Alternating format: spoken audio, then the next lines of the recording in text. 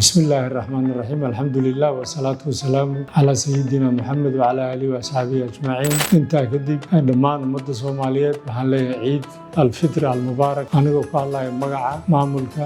howlwadeennada isbitaalka takhasusiga iyo tacliimiga ee dalmar waxaan leenahay ciid alfitr mubaarak ilaahay baan uga mahadcelinaynaa in bishii ramadaan uu noogu dhameeyey si wanaagsan oo waxaan ilaahay ka codsanaynaa inuu naga aqbalo أعماشان بيشا سو سميناي صومكي صلاة قيامka ahayd ummadda Soomaaliyeed dhammaan waxaan rajaynaynaa in sanadkiisa uu ku gaarsiiyo horumar nabad iyo barwaaqo iyo bashbash isbitaalka dalmar ee takhasuska ee tacliimiga shaqaalihiisana mar walba waxay diyaar u yihiin ummadda inay ku soo dhaweeyaan gacan furan khibrad aqoon iyo naxariis dhan walba waxaan isleenahay ciid wanaagsan Dalmar Specialty and Teaching Hospital.